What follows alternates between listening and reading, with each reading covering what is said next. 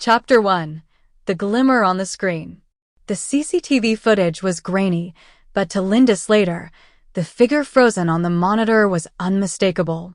A lanky frame, a shock of sun-bleached hair, the way he tilted his head slightly to the left. It was her son, Jay. Or at least, it could be. The timestamp read 2:14 a.m., 3 days after the 19-year-old had vanished from a beach party in Playa de las Americas. The police had dismissed it. Too many tourists here look alike, they'd said, but Linda clutched the still image like a lifeline. He's in Santiago del Teide, she insisted, her voice trembling as she addressed her husband, Mark, and their 16-year-old daughter, Ellie. The shopkeeper swore it was him. We have to go.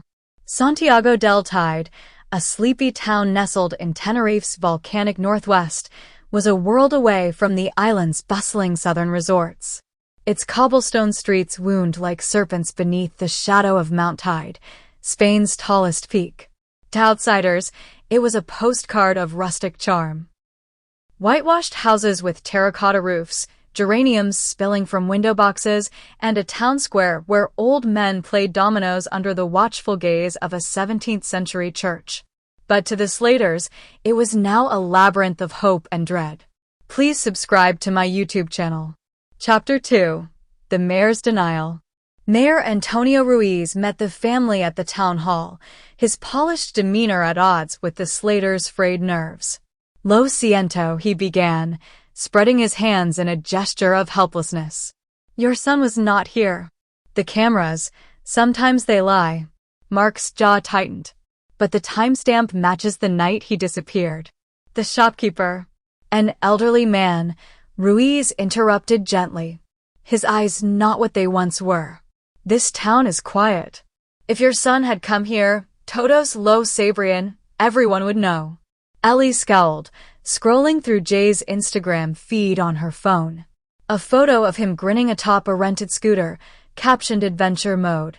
On. Jay wouldn't just vanish, she muttered.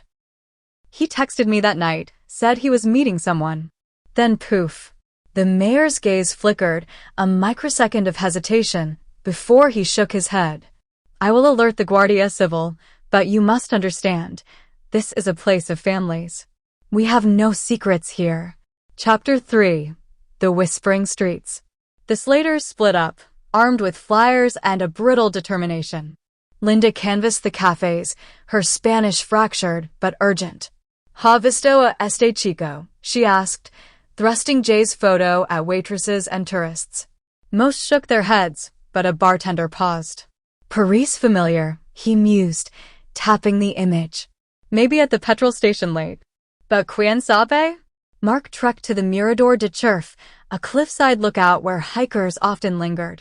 Below, the Atlantic roared against blackened cliffs, a reminder of the island's volatile past. A park ranger recalled a Joven Britannico asking about the Masca Gorge trails, a treacherous hike locals called the Stairway to Hell. Meanwhile, Ellie wandered into a dusty thrift shop, where a girl her age eyed Jay's photo. Yes, Elle, she whispered. He bought a jacket here. Red one. Paid cash. Ellie's pulse quickened. When? The girl glanced nervously at the door. 2 nights ago. But no Deberia de Surlo. Please subscribe to my YouTube channel. Chapter 4. The Red Jacket. That evening, the family regrouped at a rented villa, their hope cautiously rekindled. Ellie shared the thrift shop lead, while Mark revealed the hiker's account. Linda, however, had struck gold.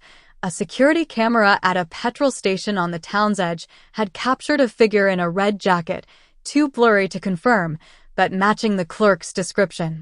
We need to find that jacket, Linda declared. But when they returned to the thrift shop, it was shuttered, a Serato sign swinging in the wind. The girl who'd helped Ellie was gone. Mayor Ruiz, when confronted, grew agitated. This is madness. You chase ghosts. The Guardia have searched the gorge twice. No hay nada. Chapter 5. The Cave of Shadows. The next morning, a weathered farmer approached Mark outside a bakery. El Chico, he murmured, glancing over his shoulder. I saw him. With 2 men. They went into the cuevas, the lava caves. But the mayor, he tells us to stay quiet. Poor El Turismo.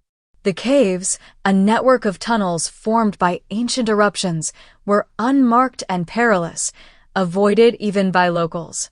Yet as the Slaters hiked the jagged path, they found traces of recent passage, a discarded water bottle, a scrap of red fabric snagged on a rock.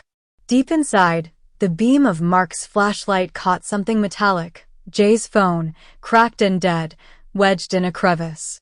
Ellie screamed his name, the echoes twisting into a chorus of desperation. Chapter 6. The Mayor's Secret.